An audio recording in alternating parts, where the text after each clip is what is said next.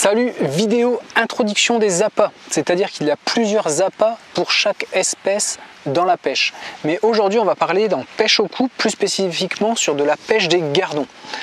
J'ai passé une très grande partie de mon enfance à pêcher les gardons, pêcher en étang, pêcher au coup, en rivière et en canal. Et la pêche des gardons a été une de mes pêches favorites. Il y a dans les grandes lignes 10 à 12 appâts classiques qu'on peut se procurer facilement pour pêcher les gardons. Et c'est ce qu'on va développer dans cette vidéo. Une première partie où je vais rapidement vous exposer des appâts vivants entre guillemets avec le ver de vase, le fouillis, les pinkies, les asticots, puis des appâts transformés ou issus de la décomposition naturelle de ces précédents appâts, qui vont être les gozer par exemple, du maïs, du blé, du chènevis. Et on va également finir avec potentiellement la possibilité d'utiliser des vers de terre qui peuvent être super bien. Et puis l'essage du pain, tout simplement, qui peut être super pratique pour la pêche, pour une partie rapide ou pêche de gardon ou de rotang. L'avantage du pain, c'est que quand il va être mouillé et puis qu'on l'amorce, ça va faire plein de microparticules et c'est super intéressant pour attirer rapidement une population. Allez, on attaque cette vidéo, c'est parti, avec le ver de vase. Vous voyez juste à côté l'exemple de ver de vase classique, une super photo. Le ver de vase va être le produit phare entre guillemets pour pêcher les gardons. C'est le top du top. Maintenant pour s'en procurer, il faut avoir un magasin à proximité de chez soi qui propose des vers de vase de bonne qualité. C'est vrai que c'est une niche plutôt onéreuse en termes de pêche au coup, vase et fouillis de vers de vase, comme on va venir juste après, mais ça a des rapports et des résultats ultra intéressants. Je vais vous faire sur cette chaîne des vidéos qui vont aller spécifiquement dans chacune de ces éches et vous montrer comment les écher. Mais dans les grandes lignes, votre ver de vase va être conservé dans de l'eau. Vous allez prendre ver de vase par ver de vase pour lécher sur votre hameçon et favoriser en pêche de ver de vase des hameçons de 24 ou 22, voire même 26 si vous êtes en concours. C'est ce qu'il va y avoir de top en termes de présentation. Pour la partie échage de ver de vase, je vous invite à découvrir les futures vidéos de cette chaîne où je vais vous en parler spécifiquement. Le ver de vase est une chose, mais si vous avez la possibilité d'optimiser encore plus votre amorce ou vos boules d'amorce, la playlist des amorces se développe également sur cette chaîne. En termes de pêche au coup et de gardon, proposer une amorce sur le fond dans une toute petite zone avec une concentration de fouillis là-dedans, c'est le top. Donc ne vous embêtez pas si vous faites des pêches seules à prendre 400-500 g de fouillis. 50 ou 100 g de fouillis de ver de vase sont largement suffisants pour faire une très belle pêche à gardon. Et ça va surtout être en fait en une milieu de saison, printemps-été, là où c'est un peu plus difficile de concentrer des gardons, sachant qu'en début de saison et en hiver, si vous êtes sur des zones forcément poissonneuses, et concentrer du gardon c'est relativement facile avec une bonne amorce. Et bien pour l'été ça peut être un peu compliqué.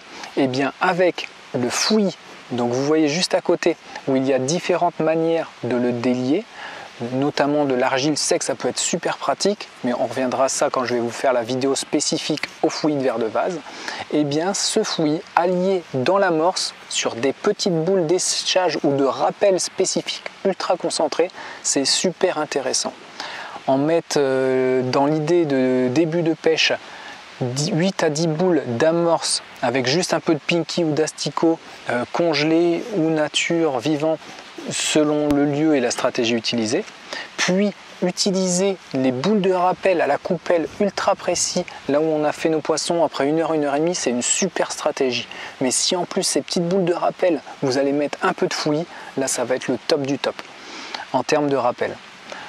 Maintenant, on va passer au plus classique et accessible entre guillemets. Même si le tarif des pinkies et des asticots a explosé depuis quelques années, c'est un truc de fou, et bien ça va être une éche ultra intéressante pour le gardon. Les pinkies, les asticots sont vivants à la base. Il va y en avoir de plusieurs couleurs, du blanc, du rouge, du jaune, du orange, etc. Moi, après avoir utilisé énormément de choses, de temps en temps la couleur jaune a fait une différence, mais franchement, alterner et jouer entre des pinkies blancs ou des pinkies rouges, déjà ça fait un contraste de couleurs et des fois ça déclenche des touches. Et l'idéal sur des pêches de gardon quand ils sont bien fixés, c'est vrai qu'un panaché asticot blanc, asticot rouge ou pinky blanc, pinky rouge, c'est plutôt super sympa. Le pinky va être de petite taille et l'asticot va être d'une plus grosse taille. Ensuite, dans la foulée de ces pinky et de ces asticots, nous allons avoir les gozer ou caster. Donc c'est la suite d'avancée de métamorphose. En fait, un asticot, ça devient une mouche. Donc quand cet asticot va continuer sa vie, il va se transformer en mouche. Et dans l'intermédiaire, vous allez avoir la cristallisation comme une chrysalide, en gros, d'un papillon ou d'une libellule. Et bien pour le gozeur, pour l'asticot, pardon, on va appeler ça gozeur. Lors de cette phase de transformation, quand le gozeur devient mature, il y a cet asticot s'est transformé en liquide avant de devenir mouche. Et dans cette phase-là, les poissons sur une pêche au gozeur peuvent devenir complètement dingues. C'est un peu plus difficile à s'en procurer ou à les faire, mais on va découvrir tout ça dans les futures vidéos de cette chaîne. Donc n'hésitez pas à vous abonner s'il vous plaît si ça vous intéresse. On continue avec une famille classique en se procurer, qui est très simple, parce qu'on a ça dans tous les magasins en termes de boîtes qu'on va ouvrir au bord de l'eau.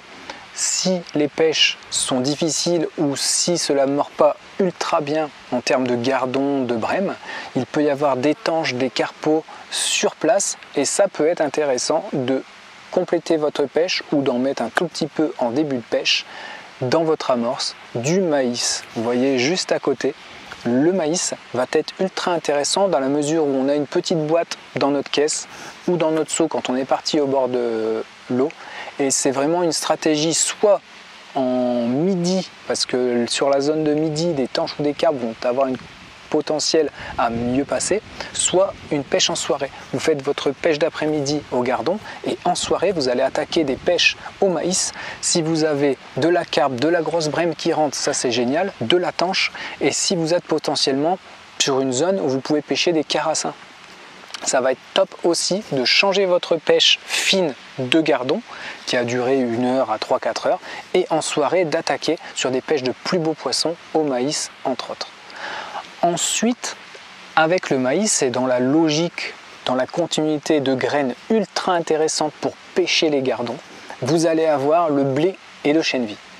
Le blé et le chènevis c'est juste génial. Il peut y avoir une stratégie à le cuire tout de suite, mais l'idéal, moi ce que je conseille, c'est de le laisser tremper 24 ou 48 heures selon vos habitudes. Et je vais revenir bien sûr sur une vidéo spécifique, comment préparer le blé, comment préparer votre chènevis, comment préparer du chènevis d'échage ou du chènevis consacré à l'amorce pour faire plus pétiller votre amorce et mettre plein de particules partout, ou alors du chènevis vraiment ciblé pour pêcher, et là c'est quelque chose qui marche hyper bien.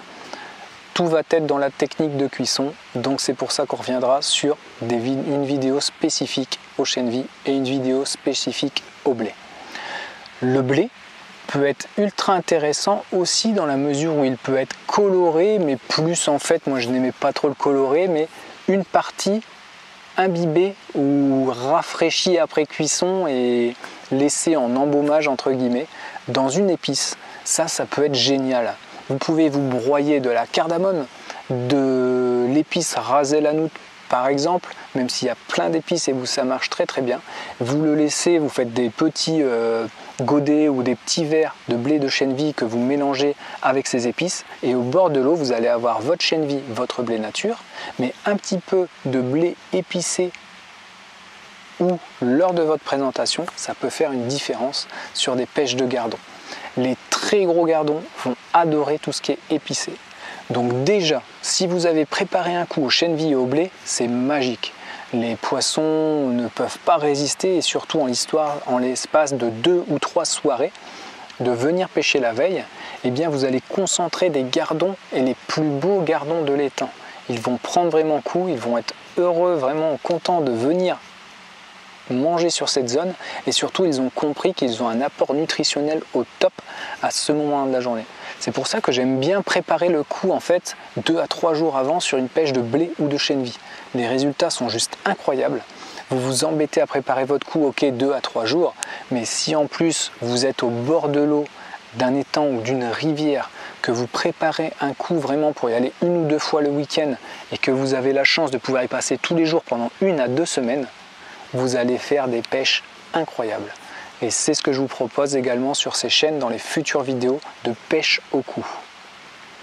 On va finir avec les 2 dernières choses, les 2 derniers aspects qui sont le ver de terre et puis le pain. Alors pour les vers de terre, pêche de gardon, ça peut être ultra intéressant, mais surtout des vers de terre coupés que vous allez mettre dans votre amorce. Ça a l'avantage, quand les gardons sont très difficiles, qu'ils vont se jeter tout de suite dessus. Maintenant pour le gardon, au vers de terre, on va quand même favoriser des hameçons un petit peu plus gros, du 18 ou du 20, mais plus même du 16 ou du 18 sur la pêche de gros gardons. Avec des tout petits vers de terre, vers de terreau, c'est l'idéal que vous avez coupé, ça marche très très bien. Puis il va y avoir tout l'univers du pain. Vous avez des pains de chaillot, vous avez différents types de pains. On peut utiliser le pain de mie classique avec des emporte-pièces que vous écrasez ou que vous n'écrasez pas en classique pour faire différentes présentations sur des hameçons. Et ça c'est également très très sympa le pain parce que ça coûte rien de se prendre un bout de pain, ou surtout l'avantage du pain de mie, c'est pratique, c'est que ça se conserve bien. Généralement il y en a dans notre placard de cuisine, donc ça c'est cool en fait. Une boîte de maïs, 2-3 tanches de pain de mie. Si c'est difficile avec notre pêche de pinky d'asticot, on peut faire la différence avec une autre èche, soit un bout de pain après être passé dans l'emporte-pièce, soit du maïs tout simplement, c'est hyper pratique, on ouvre la boîte. Et ça peut vraiment vous faire des différences sur vos pêches. Voilà pour cette vidéo d'introduction à une dizaine d'appâts pour pêcher le gardon. Je vous retrouve dans les futures vidéos de cette chaîne pour développer chacun de ces appâts point par point et surtout vous montrer également la méthode d'échage de ces appâts. C'est bien beau de le mettre sur un hameçon, mais comment y a-t-il des techniques pour fixer tous ces appâts sur les hameçons? Quand on pêche simple, à quel endroit enfiler notre asticot? Est-ce qu'on double notre asticot? L'avantage de l'asticot sur des pêches feeder anglaises, c'est qu'on va pouvoir l'enfiler sur la hampe. Sur des pêches au cou avec un petit hameçon, on met juste l'asticot pour qu'il bouge le plus possible. Il y a plein de choses et plein de choses à vous partager. Donc c'est pour ça que ça va être hyper intéressant de développer tout ça. Merci de partager toutes ces vidéos autour de vous. C'est ce qui est le plus important pour m'aider sur cette chaîne. Cette chaîne a 2 années, arrive bientôt à 8000 abonnés. Donc merci beaucoup à vous tous qui vous abonnez et qui partagez. Faites de vos rêves votre vie. Salut!